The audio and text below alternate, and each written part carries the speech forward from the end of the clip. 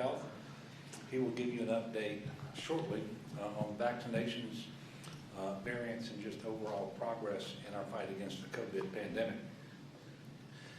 We'll start by noting that today is National Interpreter Appreciation Day. So I want to thank all sign language interpreters, to include Gail Coronado, who is with us today. The hard work that they do to facilitate the communication of important information to Louisianans who are part of the deaf or hard of hearing community is extremely important, and I want to thank you for your service. Before I get to the COVID update, I did want to note that I'll be happy tomorrow to welcome President Biden back to Louisiana. He will be visiting Lake Charles and then New Orleans to discuss his infrastructure plan. And personally, I can't think of a better place to do that. And it's incredibly important that we invest in infrastructure here in Louisiana and around the country. I'll be joining the President in Lake Charles tomorrow at the bridge. And again, this is fitting. Infrastructure in Louisiana, roads and bridges, have been given a D+ grade. Louisiana has 1,634 bridges in poor condition. Later that day, he will tour water and sewer infrastructure in New Orleans, and he will see firsthand the struggles that we face, as more than 50% of our water systems have infrastructure that is at least 50 years old. It's also critically important for the President to visit Lake Charles, because we are still rebuilding from Hurricanes Laura and Delta, and much assistance is required, and that assistance really can only come from the federal government. The storms were last year, but we are still fighting for our communities and our families so that they can fully recover, and that additional federal support, especially in terms of a disaster appropriation for the permanent housing and resiliency that we need to be engaged in Southwest Louisiana, is incredibly important. I will also be thanking him for Louisiana's funding from the American Rescue Plan. If you may remember, last week on Thursday, I announced our plan for the use of those dollars, and it's very heavy on infrastructure, so that will, I think, tie in very well with his visit as well. Another priority that we announced is jumpstarting tourism again in the travel industry, which, as we all know, took a huge hit last year because of the pandemic. I've declared this week Travel and Tourism Week in Louisiana to bring attention to this vital industry in our state. I think we have a once-in-a-lifetime opportunity to take this substantial funding, $3.2 billion in total for the state, $2 billion for local government, and put it to good transformative use. And you really can't do that if you divide it up dozens of different ways, because you're not going to have enough of an investment in any one area to have that transformative impact that we're all looking for.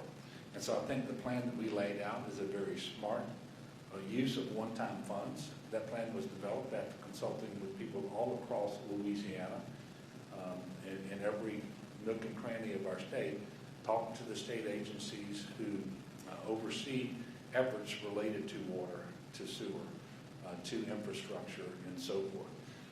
And I look forward to sharing these priorities with the President during his visit. And now we'll get to COVID. Today we're reporting 459 cases on 17,686 new tests. Very sadly, we're also reporting more deaths. 13 more deaths today. The total now is 10,418 since the start of the pandemic. We currently have 338 COVID-19 patients in the hospital. That is an increase of 21 from yesterday. 33 of those patients are on mechanical ventilators, and that is a decrease of 5 from yesterday. Right at 27% of all Louisianans are fully vaccinated today, and 32.4% have at least one shot.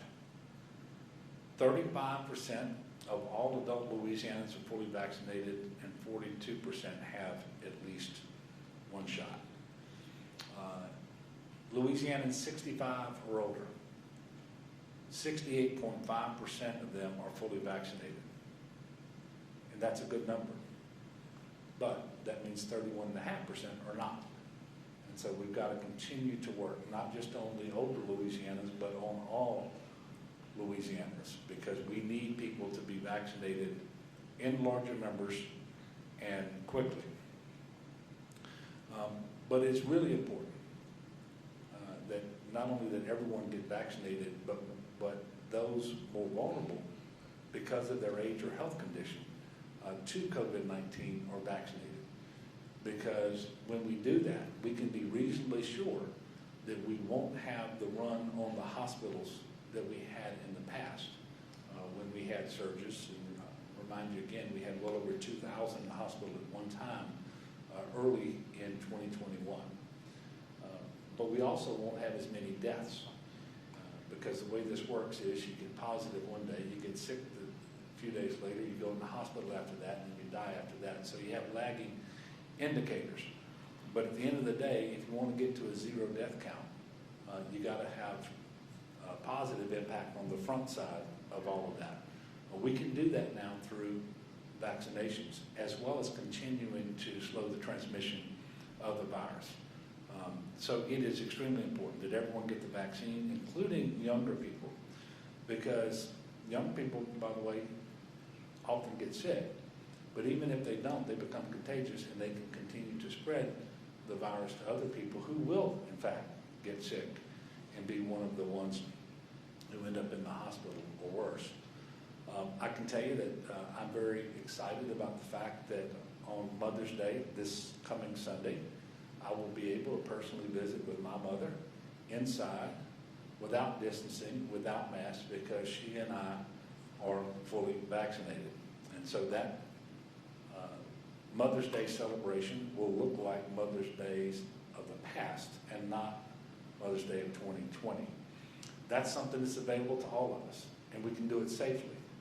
I'll know I'm not giving her the virus. She'll know she's not giving it to me, and we can relax and have a Mother's Day like we all should desire. And so I encourage people, not just because of Mother's Day, but for any opportunity that you might have to get together with individuals and celebrate, please get your vaccination. The sooner, the better. We have 3 safe and effective vaccines, and they're available at more than 1,500 locations in Louisiana today.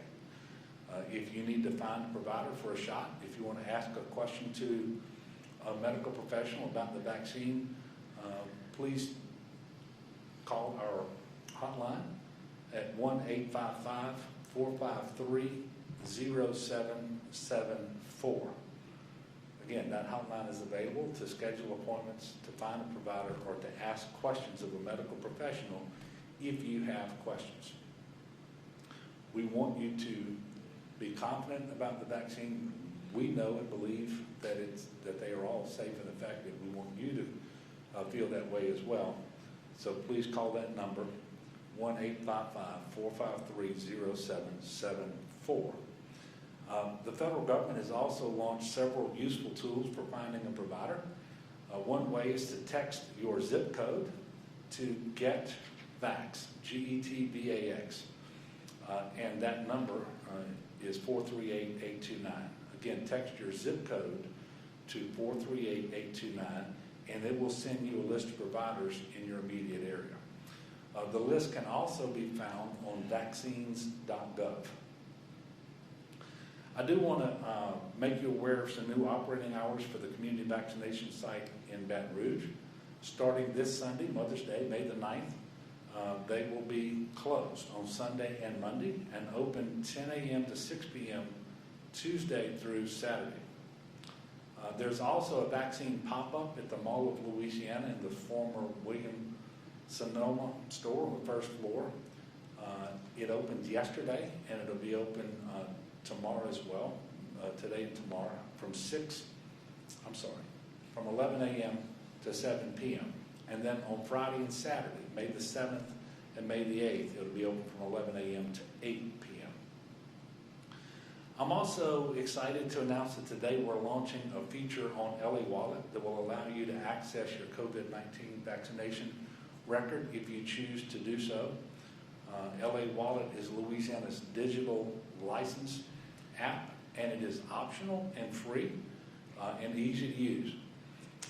And I've enjoyed seeing how excited people get about receiving their COVID vaccine card, but inevitably some of us are going to lose them and need to replace them. In fact, that's already happened. And many people just prefer having the option of a digital record. Again, this enhancement to LA Wallet is free. It's a secure way to access your own personal health information.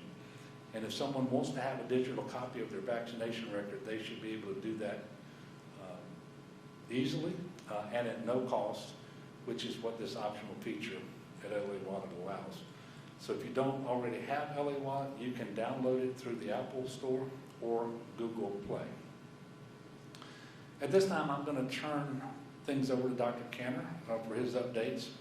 There are some exciting developments that we believe are coming in terms of younger people being eligible for the COVID vaccine. I believe it's going to be the Pfizer variety.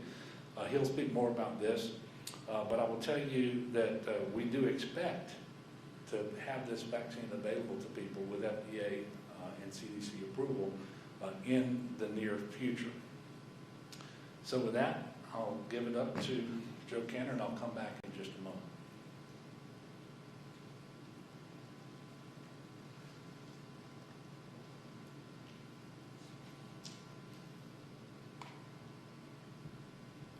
Good afternoon. Thank you, Governor. Thank you for your leadership, and thank you for your service as well.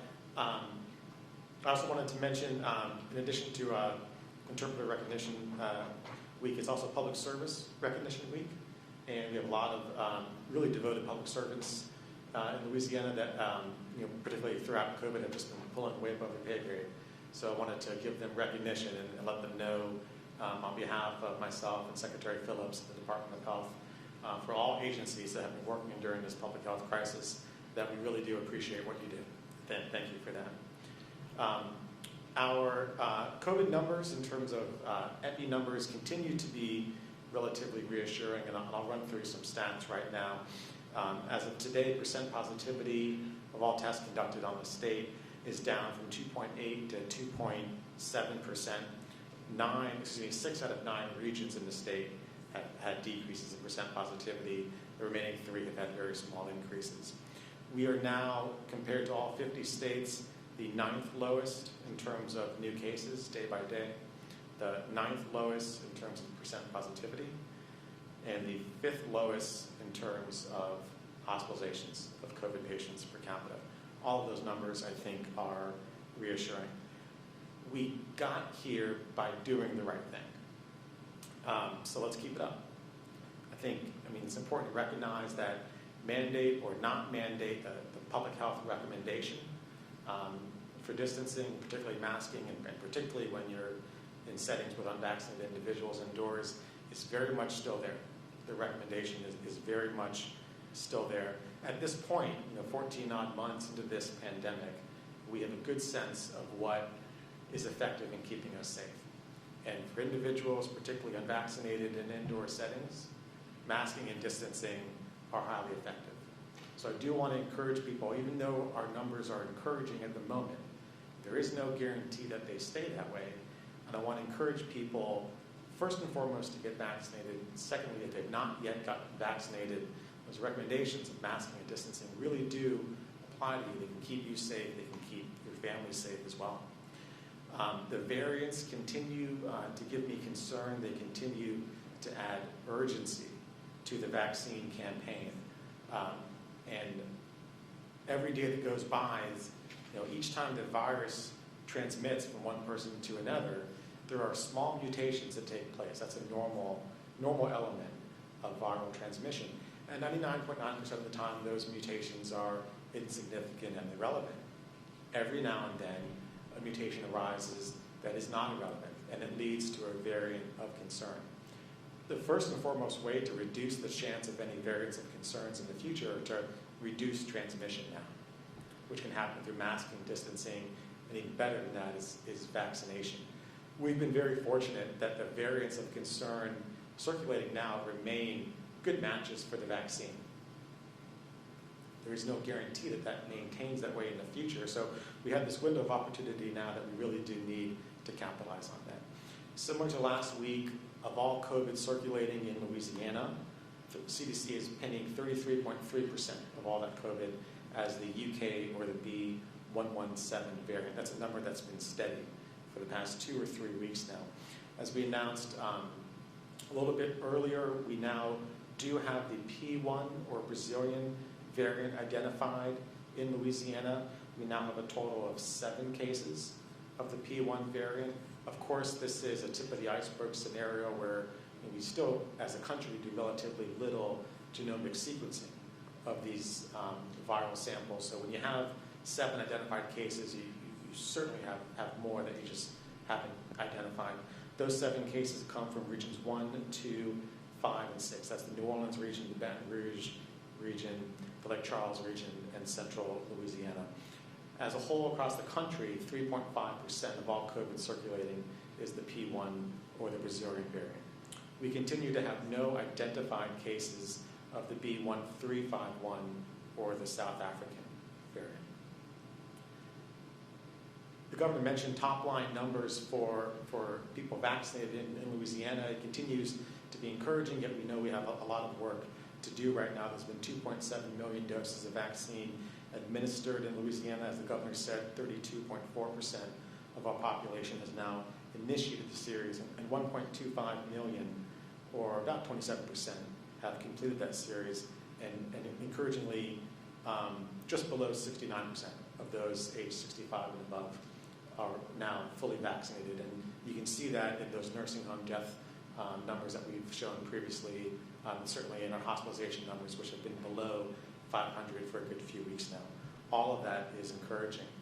I want to let folks know that we have added some ethnicity demographic information to the vaccine, the LDH vaccine dashboard now. You can now go in and see progress on people who self-identify as Latinx or Hispanic.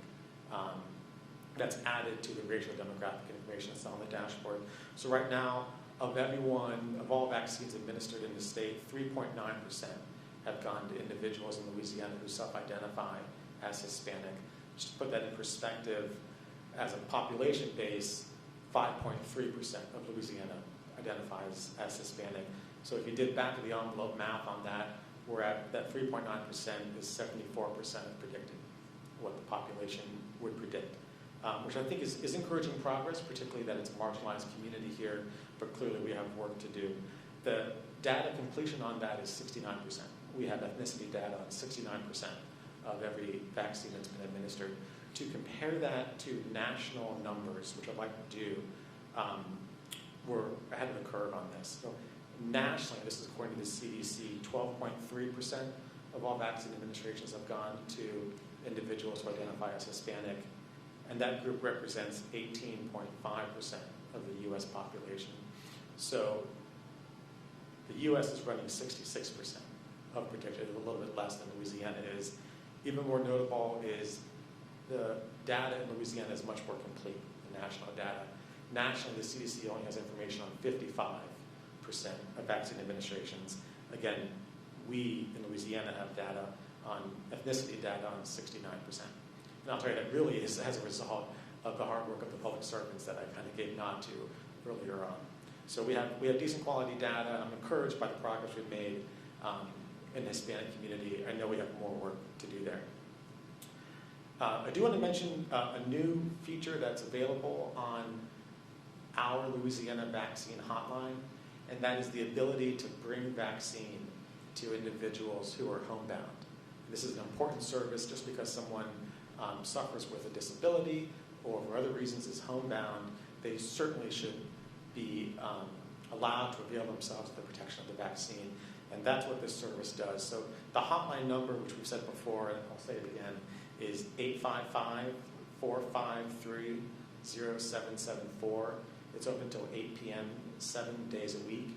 If you are homebound, if you care for someone who is homebound, you can call that number. You can take down your information and link you with a team that can come on-site to your house and provide that vaccination. That's an important service. We've now had over 3,000 people call that hotline, and just over 1,100 have been connected with vaccine appointments. So it's still a valuable service to get information about the vaccine, to get connected with a medical professional if you have more granular questions, to actually have an appointment made for you at a vaccination site in your neighborhood.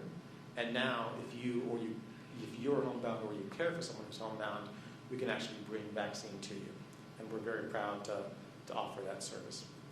Looking forward, I do want to let folks know what our vaccine allotments are going to be, and I'll talk a little bit about a change in how the federal government is going to run vaccine allotments across the country. So for the current week that we're in now, we are allotted a total of 130,130 doses of vaccine. That breaks down to 69,030 Pfizer, 50,700 Moderna, and 10,400 Johnson & Johnson.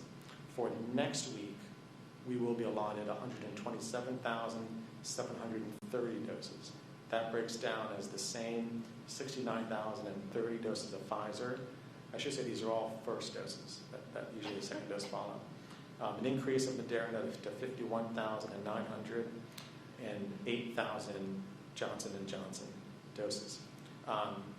What the federal government announced earlier this week is in response to requests from a number of states, they're going to make available to other states with higher demand any excess vaccine that is not ordered by a current state. The entire allotment will remain available to each state.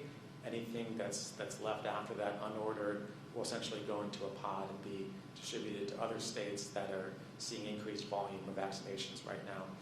By us, this sounds like a good plan, because if doses shouldn't be sitting on a shelf, they should go to use somewhere, and in the end, I think that serves everyone's interests.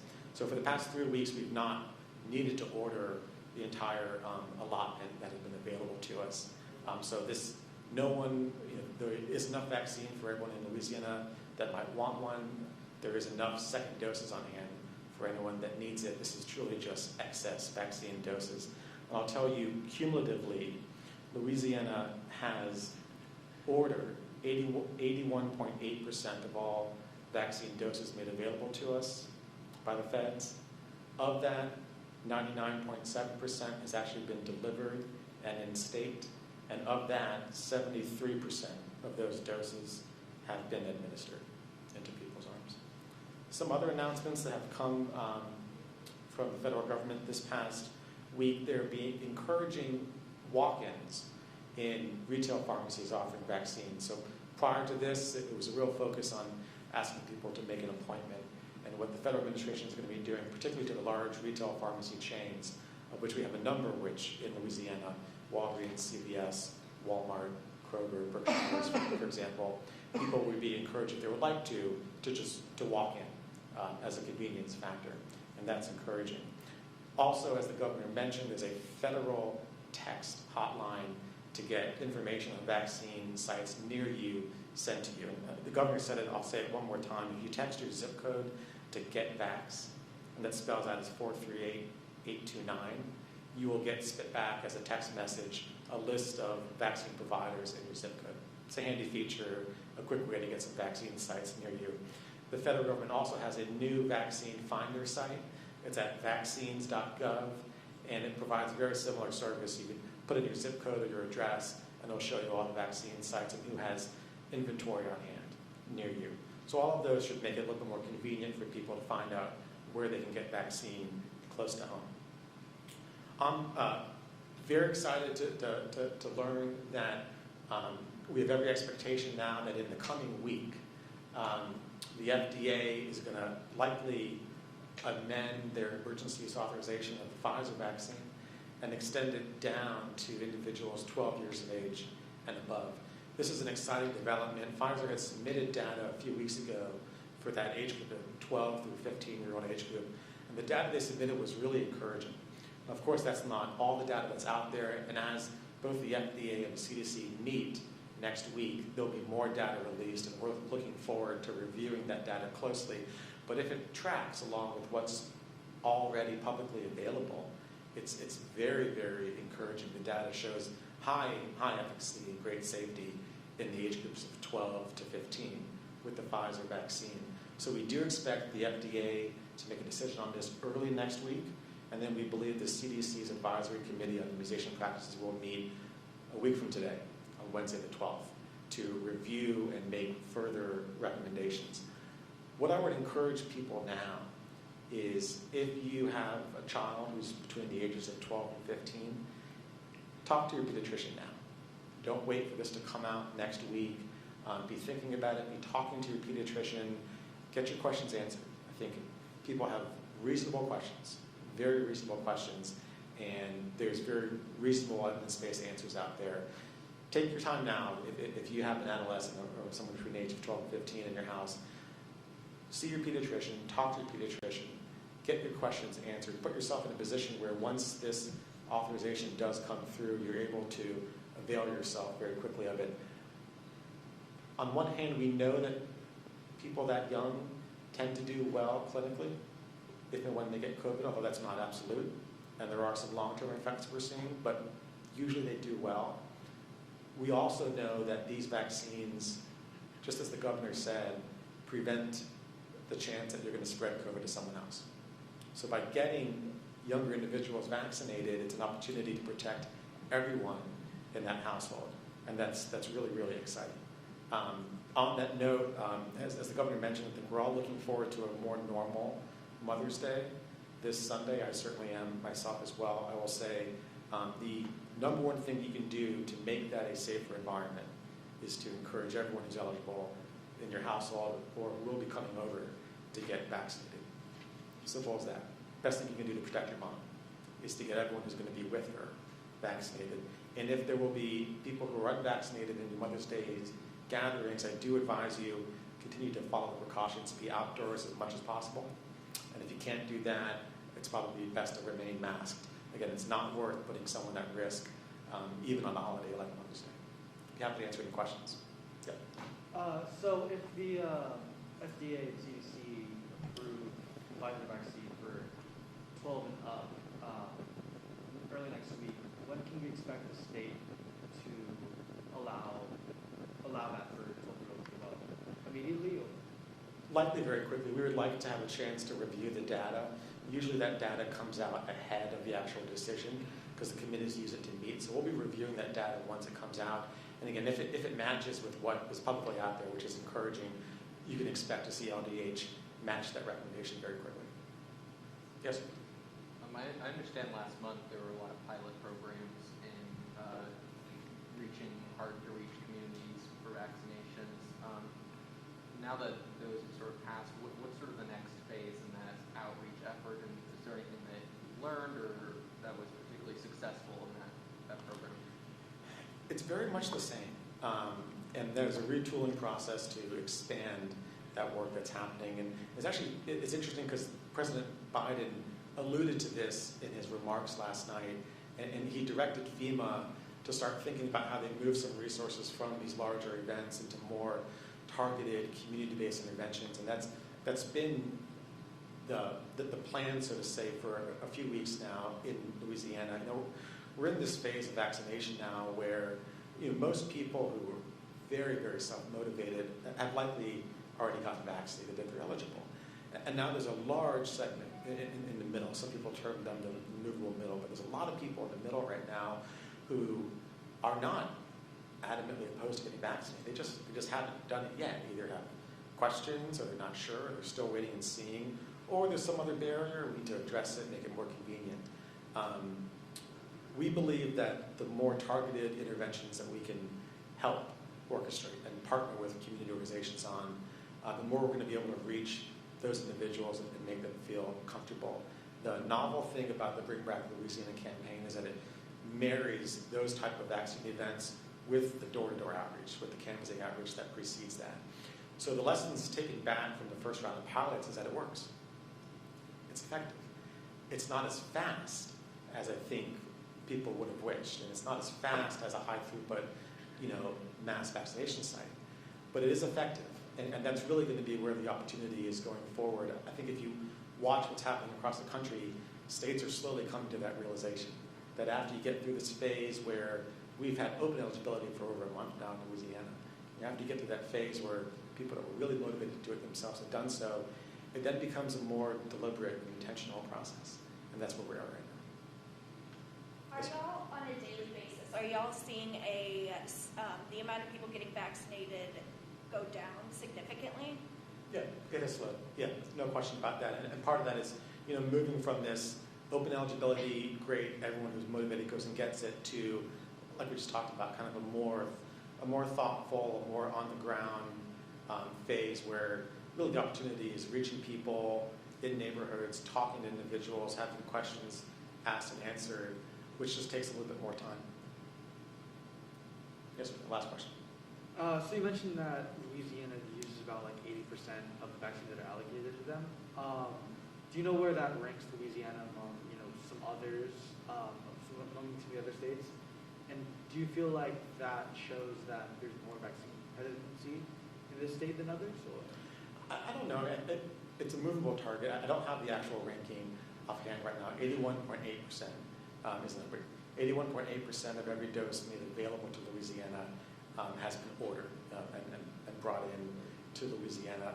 I think it's a movable target. I still remain very optimistic. I just recognize that this next phase is going to require more work, and it's going to be a more intentional, deliberate phase. Great. Thank you.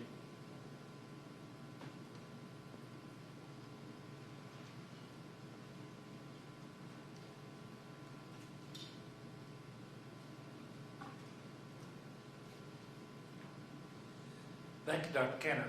And I can't help but think that when you were in medical school, you probably thought you just needed to learn all that so that you would know it, not that you'd have to be able to talk about it so that people can understand, but you do a great job, and I appreciate the work that you do on behalf of the state of Louisiana. Look, we can parse it if we want to. The fact of the matter is we have more hesitancy than we want, and it's taking longer to get people vaccinated than we would like. We knew this day would come, and we were hoping, quite frankly, that it would come after more people had availed themselves of these 3 safe and effective vaccines very quickly. I don't know that our experience here is markedly different than many other states, especially in our region. But what I want to assure everyone, there is a vaccine dose for you right now at more than 1,500 locations across the state of Louisiana. And we encourage you to take advantage of that. And we know also that in addition to the efforts that Dr. Kenner talked about, one of the keys to our success is going to be making sure that primary care physicians have the opportunity to vaccinate their patients when they come in for a visit for another reason, and they have an opportunity to have that face-to-face discussion. But this gets to the larger point that he was trying to make. That is not a high throughput, very quick way to get to the numbers that we need, but it's an essential way, and it's just going to take longer. But it's something that we're going to have to do in addition to enhanced community outreach with more door-to-door efforts and making sure that we are sending mail and text messages and phone calls, and that we have a coordinated media campaign and so forth. The simple fact of the matter is that if I or Dr. Kenner were going to be able to convince someone to be vaccinated who hasn't yet been vaccinated, that would have already happened. It shouldn't be this hard, but it is, and so we're not going to give up, and eventually we're going to get to where we need to be because it's incredibly important. Turning to the legislative session, I'm very happy that a number of my legislative package bills were able to get passed this week in committee. House Bill 379 by Representative Larverdane, which creates a cause of action for sexual harassment victims in the workplace. Senate Bill 105 by Senator Boudreaux, which creates the African American Veterans Monument in Veterans Park. House Bill 446 by Representative Butler establishes an Office of the Americans with Disabilities Act Coordinator within the Division of Administration. And Senate Bill 151 by Senator Barrow, which enacts the Foster Youth Bill of Rights.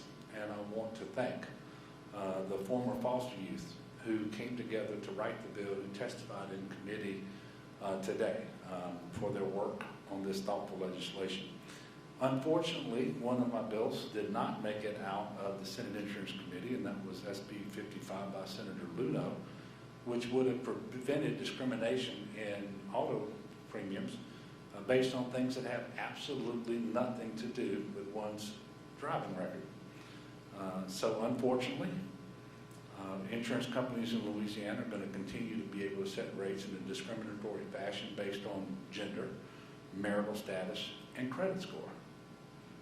Now, why someone's credit score counts for more in setting premiums than their driving record, I will never understand.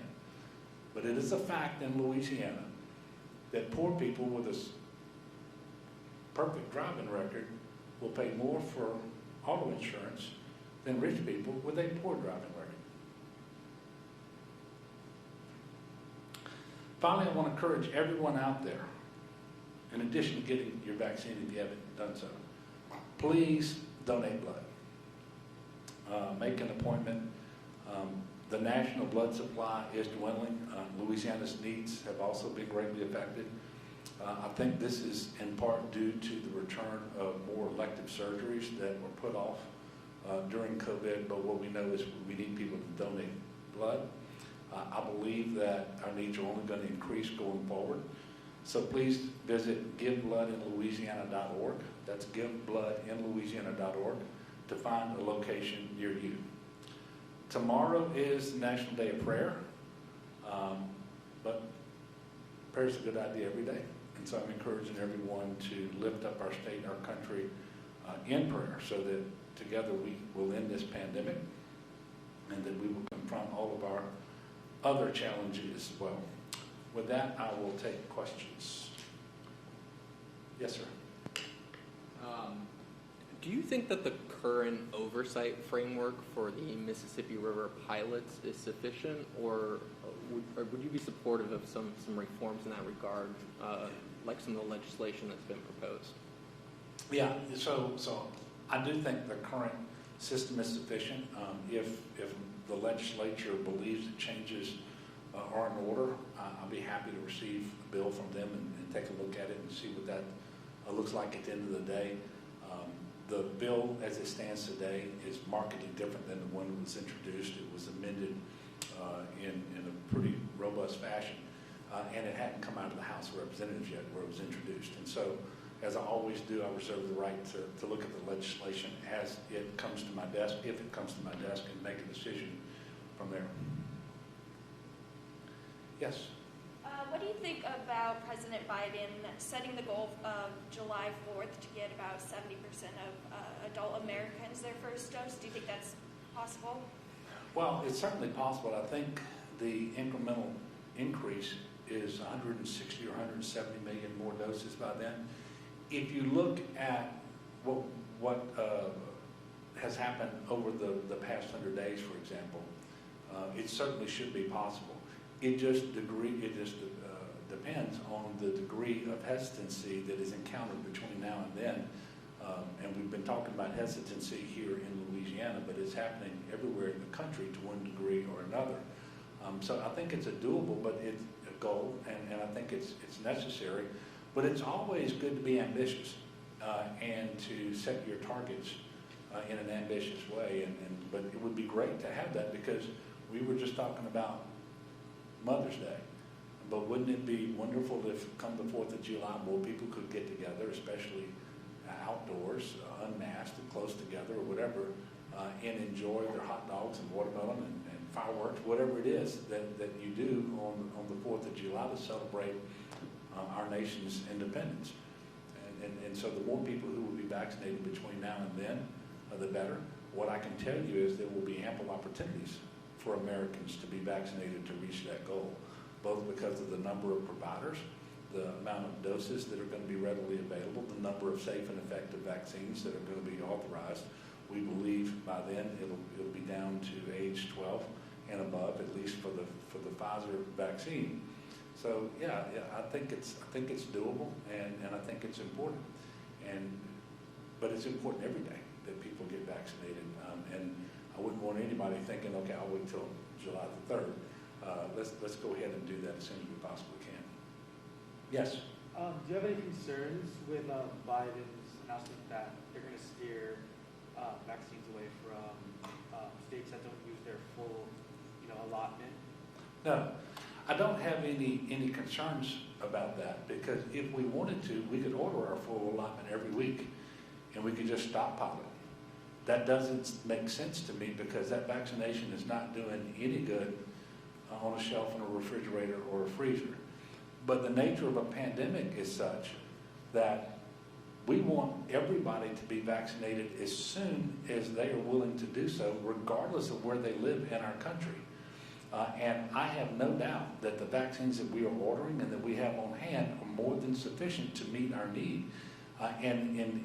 Nothing would make me happier than next week to find out that demand has increased and we need to start ordering our full allocation. And if we need to do that, we will. But we will not have anybody miss a first dose that they want or a second dose that they need to have completed the cycle because of this new policy. But the new policy will allow more people who are wanting to be vaccinated in states that still have demand that exceeds their allocation to be vaccinated. So that is not a concern for me. Yes?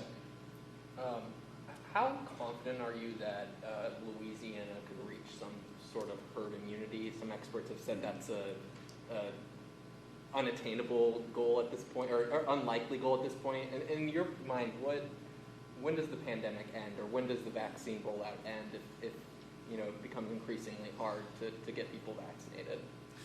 It's a difficult question to answer.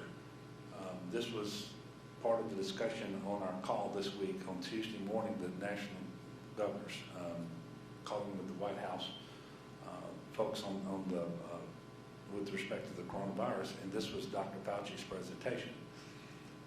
The fact of the matter is, we don't know for certain what percentage of people have to be vaccinated in order to get to herd immunity.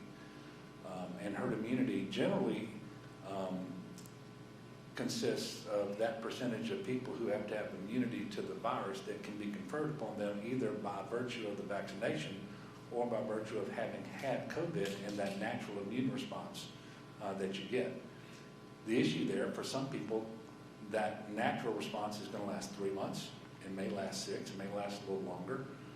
It appears to be a more robust and longer lasting response from the vaccine.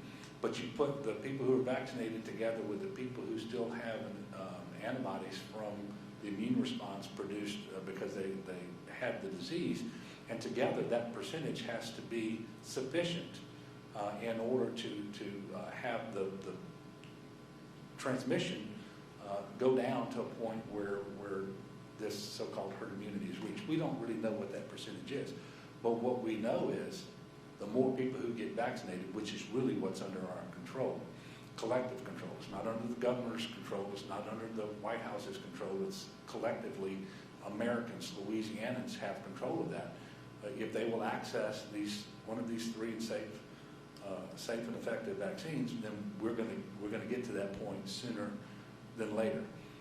And then within herd immunity, it is also important that the people, and I mentioned this earlier, who are most vulnerable to the disease by virtue of their age, comorbid health condition, or that they have the vaccine so that we minimize the number of people who have a really difficult course of the disease that might require hospitalization or result in death. All of those things are really important. And then, I see, scientists and doctors who are very well renowned have different ideas about what we can expect from this pandemic going forward, but they all acknowledge that the sooner people get vaccinated in large numbers, the better off that we're all going to be. One more question, if you got it? I guess not. Well, thank you all. I believe our press conference next week will be held, we don't know yet? Working on the date. Okay. Potentially on Thursday. and we will certainly let you all know. Thank you for continuing to cover this. I want to wish everyone out there a happy Mother's Day, especially the mothers across the state of Louisiana. I do want to remind everybody what happened at Christmas when families gathered, too many of them, inside, too close together, not masking, and at that time they weren't vaccinated. Yesterday we announced 997 cases of COVID. Today was about half that number, but there's a lot of COVID out there in Louisiana. If you insist on gathering for Mother's Day the way you did for Christmas, and you're not vaccinated, and you're not masked, and you're not distanced, and you're not outdoors, you can expect the same thing to happen in your family. And certainly it's going to happen in other families across the state. And so let's learn from the past. Let's do better. And let's get vaccinated as soon as we can. Thank you all, and God bless.